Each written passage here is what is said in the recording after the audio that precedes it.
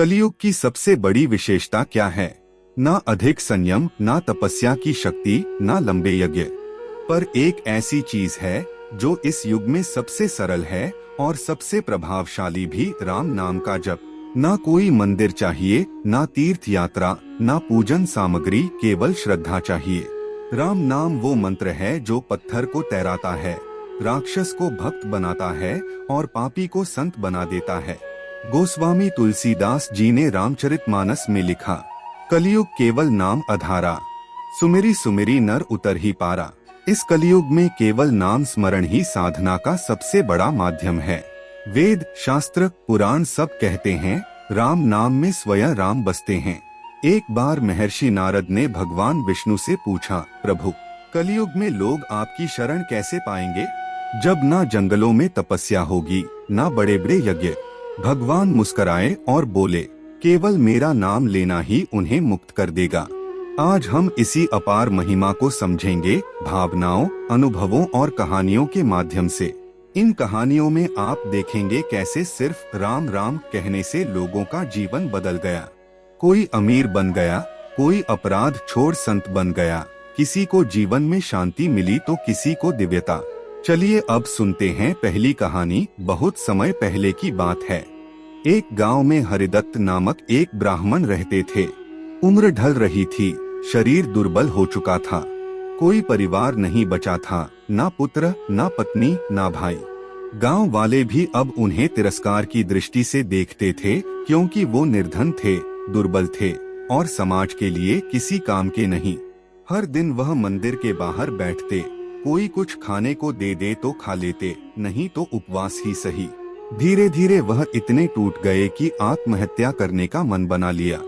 लेकिन एक दिन गांव में एक साधु आया। उसने ब्राह्मण की हालत देखी और मुस्कुराते हुए कहा, भिक्षा तो कोई देगा या नहीं, ये मत देखो, तुम राम नाम लो बस निरंतर, देखना खुद लक्ष्मी तुम्हारे द्वार आएगी। ब्राह्मण ने पहले सोचा कि ये कोई साधु की दिलासा मात्र है, पर अगले दिन से उन्होंने गंभीरता से राम राम का जाप करना शुरू किया। सुबह से शाम तक सिर्फ राम राम राम। कुछ दिन बीते, उनका मन स्थिर होने लगा। फिर एक रात सपने में एक दिव्य ज्योति उनके पास आई और बोली, हरिदत्त, तेरा भाग्य जाग गया है, कल से तेरे लिए लक्ष्मी द्वार पर दस्तक देगी। अगले दिन गांव के एक धनी सेठ की गाय अचानक बीमार हो गई। ब्राह्मण को बुलाया गया, वो आयुर्वेद जानते थे। ब्राह्मण ने कहा, उसे तुलसी जल दो और राम नाम जपो। सेठ ने वैसा ही किया, गाय ठीक हो गई। बस फिर क्या था, सेठ ने उन्हें अपना गुरु बना लिया। उनके ज्ञान और जप की महिमा चारों तरफ फैल गई। लोग अब उनसे मार्गदर्शन लेने लगे, पूजा करवाने लगे और सबसे बड़ी बात, उनका आत्मसम्मान लौट आया। अब वे मुस्कुराने लगे। हर कोई पूछता, बाबा, आप में ये दिव्यता कैसे आई? हरिदत्त हंसकर कहते, राम नाम ने मुझे लौटाया, जो कुछ नहीं था उसे सब कुछ दे दिया। अब आप बताइए, ये चमत्कार नहीं तो क्या है? राम नाम केवल शब्द नहीं है, ये ब्रह्मा है, ये जीवन बदलने की शक्ति है। हरिदत्त जैसे हजारों उदाहरण इस धरा पर हैं। आगे बढ़ते हैं दूसरी प्रेरणादायक कथा की ओर। एक चोर की कहानी, जिसने राम नाम से खुद को नया जन्म दिया। बहुत वर्षों पहले एक घना जंगल था, जहाँ डकैतों का एक गिरोह रहता था। उस गिरोह में सबसे निर्दयी था रणबीर नाम का एक युवक, जो बचपन से ही चोरी, लूट और हिंसा में पला बढ़ा था। रणबीर का मानना था कि दुनिया में भलाई से कुछ नहीं मिलता, केवल ताकत और छल से ही जीवन चलता है। उसने कभी मंदिर का दरवाजा नहीं छुआ, कभी किसी संत को प्रणाम नहीं किया। वो कहता, राम नाम ये बुजदिलों के लिए है, मैं तो अपने कर्मों से अपना भाग्य बनाता हूँ। एक दिन वो एक साधु को लूटने गया। साधु गहरी ध्यानावस्था में था। रणबीर ने तलवार निकाल ली और कहा, जो कुछ भी है दे दे, नहीं तो जान से जाएगा। साधु ने आंखें खोली, मुस्कुराया और कहा, मुझे क्या लूटेगा बेटा, मैं तो सब छोड़ चुका, ले सकता है तो ले ले, राम नाम भी ले ले, वही सबसे मूल्यवान है। रणबीर को गुस्सा आया, लेकिन उसे साधु की आंखों में डर की जगह एक अजीब सी करुणा दिखाई दी। साधु ने उससे पूछा, बता बेटा, जो तू ये सब कर रहा है, क्या तेरा परिवार इसका भार उठाएगा? रणबीर बोला, हाँ क्यों नहीं, मेरे लिए कुछ भी करेंगे। साधु बोले, जा पूछ ले, क्या वो तेरे पापों का बोझ भी उठाएंगे? रणबीर चिढ़ गया, लेकिन उस रात पहली बार उसे नींद नहीं आई। दूसरे दिन वो अपने पिता, पत्नी और भाई के पास गया।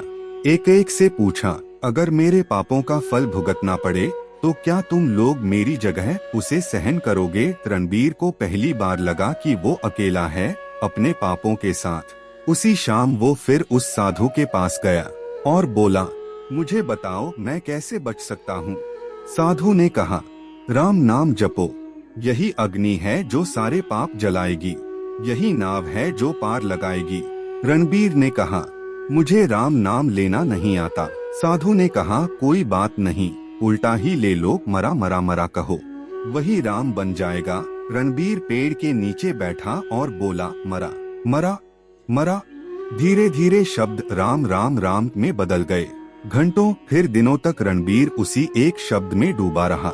महीनों बाद जब वही साधु दोबारा उस जंगल से गुजरा तो देखा कि रणबीर एक तेजस्वी तपस्वी बन चुका था। उसका चेहरा चमक रहा था। उसके पास अब तलवार नहीं, तुलसी माला थी। रणबीर अब वाल्मीकि बन चुका था, वही महर्षि वाल्मीकि जिनके श्रीमुख से रामायण की रचना हुई। सोचिए, जो पहले राम नाम को मजाक समझता था, वही आज राम कथा का जनक बन गया। इस कहानी से क्या सीख मिलती है? राम नाम किसी को छोटा नहीं देखता, चाहे वह चोर हो या संत। जिसने भी सच्चे मन से नाम जपा वह पवित्र हो गया। राम नाम केवल मोक्ष का माध्यम नहीं, आत्मा का पुनर्जन्म है। अगर वाल्मीकि जैसे डाकू रामायण लिख सकते हैं तो हम भी राम नाम से अपना भाग्य बदल सकते हैं। अब अगली कहानी में हम सुनेंगे एक आधुनिक माँ की वो व्यथा जिसने बेटे को खो दिया था, लेकिन राम नाम से अपना जीवन संभाला। ये कहानी है सुमित्रा देवी की, जो एक छोटे से कस्बे में अपने इकलौते बेटे विवेक के साथ रहती थीं। उनका पति वर्षों पहले एक दुर्घटना में चल बसे थे और अब वही बेटा उनकी दुनिया था। विवेक पढ़ाई में होशियार, व्यवहार में नम्र और माँ का अभिमान था। लेकिन जीवन कब किसे कहाँ ले जाए कौन जानता है। एक दिन विवेक दिल्ली जा रहा था प्रतियोगी परीक्षा देने। सड़क हादसे में उसकी मृत्यु हो गई। सुमित्रा देवी को जैसे बिजली लग गई हो, मेरा सब कुछ चला गया, अब जीने का क्या मतलब। उनका हंसता हुआ चेहरा जैसे पथरा गया। वो बोलना भूल गईं, खाना छोड़ दिया, यहाँ तक कि लोगों से मिलना जुलना भी बंद कर दिया। माँ से शोकविलीन अस्तित्व बन चुकी थी सुमित्रा। एक पड़ोसी महिला जो रामायण का पाठ करती थी, हर रोज दरवाजे पर रख जाती थी एक तुलसी की माला और कहती, राम नाम से मन को थोड़ा शांति मिलेगी दीदी, बस एक बार शुरू तो करिए। सुमित्रा जी को लगता था, मेरा राम मुझसे क्यों छीन लिया गया। जिसने मेरा बेटा छीना मैं उसका नाम क्यों लूं। लेकिन एक रात बहुत तीव्र दुख और रोने के बाद वो अपने आप बुदबुदाने लगी, राम राम राम राम। कहते हैं, जब आंसुओं के साथ नाम निकले तो नाम नहीं मंत्र बन जाता है। उस एक जप से उनके भीतर कुछ हल्का हुआ। अगले दिन उन्होंने तुलसी की माला उठाई और जपना शुरू किया, राम राम राम। एक दिन, 2 दिन, फिर 1 हफ्ता। धीरे धीरे उनका दुख भीतर से शांत होने लगा। अब वो हर दिन रामायण पढ़ने लगी।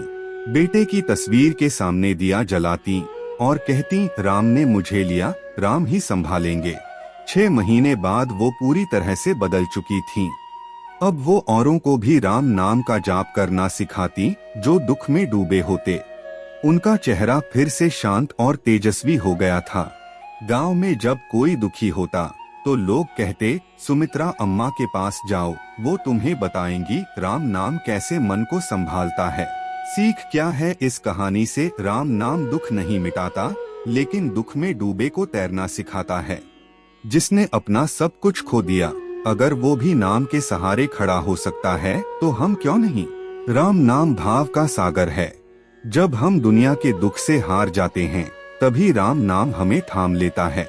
राम एक ऐसा नाम जिसे लेने में कोई खर्च नहीं, जिसे जपने में कोई भौगोलिक सीमा नहीं और जिसे अपनाने में कोई उम्र की बंदिश नहीं।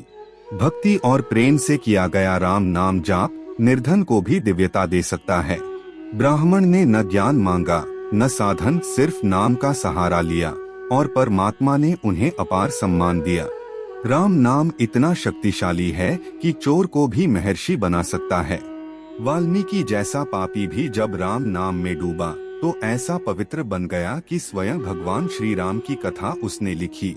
राम नाम वो सहारा है जो टूटे हृदय को भी जोड़ सकता है।